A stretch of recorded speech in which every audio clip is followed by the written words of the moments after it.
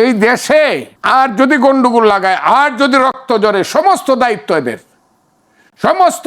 এদের, এবং এই দায়িত্ব তাদের ইউনূস সাহেব সহ তাদেরকে নিতে হবে। এইসব কি কথা বলবো, এইসব জটিল এবং কুটিল এবং গণবিরোধী কথা বইলা তারা যদি এইসব করে, সমস্ত দায়িত্ব, রক্তের দায়িত্ব সব তাদেরকে নিতে হবে। এই যে একটা অনিশ্চিত জীবন ব্যবস্থা ইউনূস সাহেব সৃষ্টি করছেন, কোথায় কে মারা যাচ্ছে, কোথায় কার বাড়ি ডাকাতে হয়ে যাচ্ছে, গুলশানে কার বাড়িতে লুণ্ঠন হয়ে যাচ্ছে, কোথায় মব চলে যাচ্ছে, মগ চলে যাচ্ছে। এই যে দেশ, এই দেশটা তো ইউনূস সাহেবের সময় আমরা আশা করি না।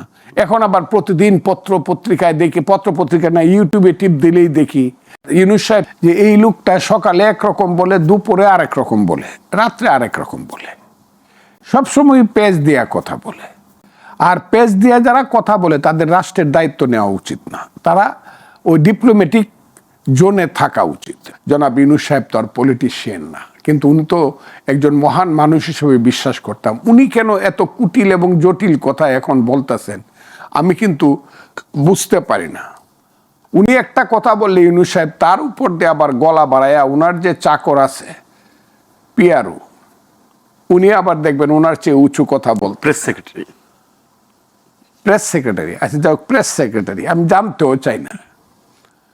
চাকর চাকরি করবে, রাজনীতি করতে হলে চাকরি ছেড়ে দেয়া করবে।